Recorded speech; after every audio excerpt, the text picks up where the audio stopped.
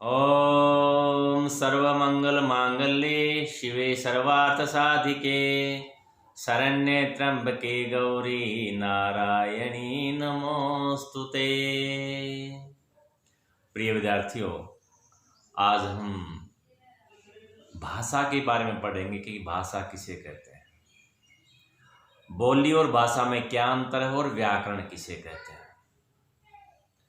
देखिए, भाषा वह साधन है जिसे बोलकर या लिखकर हम अपनी बात दूसरों को समझाते हैं, सुनकर या पढ़कर दूसरों की बात हम समझते हैं, उसे भाषा कहते हैं। दोबारा सुनिए, भाषा वह साधन है जिसके द्वारा हम अपनी बात बोलकर या लिखकर दूसरों को समझाते हैं और दूसरों की बात सुनकर या पढ़कर हम समझते हैं। यानी भाषा अपने विचारों को प्रकट करने का एक साधन है।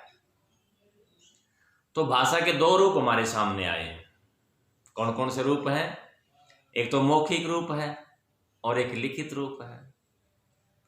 मौखिक रूप तो क्या है कि हम मौखिक रूप से बिना लिखे हम अपने विचार प्रकट करते हैं, और लिखित जो हम लिख करके प्रकट करते हैं। अब भाषा तो वो साधन हो गया जिसे हम अपने विचार प्रकट करते हैं। अब बोली क्या होती है? बोली एक सीमित क्षेत्र में बोली जाने वाली जो स्थानीय रूप होता है, अपने विचार प्रकट करने का जो स्थानीय रूप होता है सीमित क्षेत्र में, उसे हम बोली कहते हैं। इसमें साहित्य की रचना नहीं होती बोली के अंदर। दोबारा सुनिए, हम अपने विचार प्रकट करते हैं परंतु स्थानीय रूप के माध्यम से, सीमित क्षेत्र में स्थानीय रूप से जो हम अपने विचार प्रकट करते हैं उसे हम बोली कहते हैं, और इसमें साहित्य की रचना नहीं होती।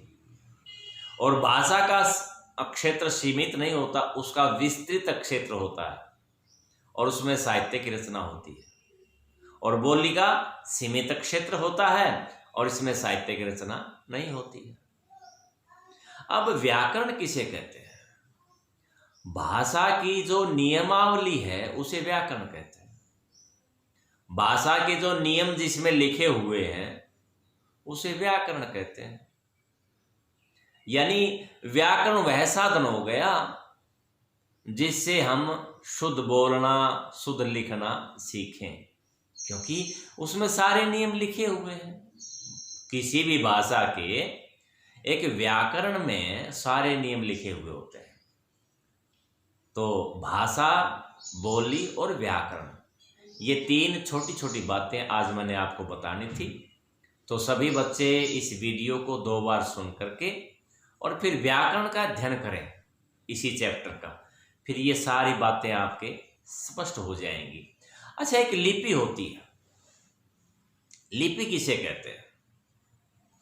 लिपि वो होती है जो ध्वनियों का लेखन रूप होता है ना। ध्वनि को लेखन रूप से जो हम प्रकट करते हैं, जिसके माध्यम से, उसे हम लिपि कहते हैं। यानी ध्वनियों को लिख करके प्रकट करने का साधन लिपि होता है।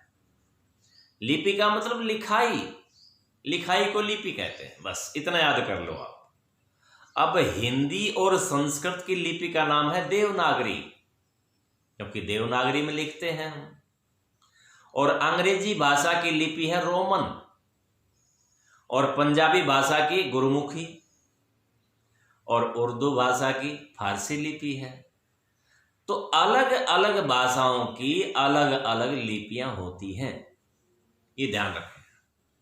तो सभी बच्चों के लिए शुभकामनाएं। डॉक्टर बलवंत वत्स प्रिंसिपल की तरफ से सबको आशीर्वाद। ओम वंदे मातरम।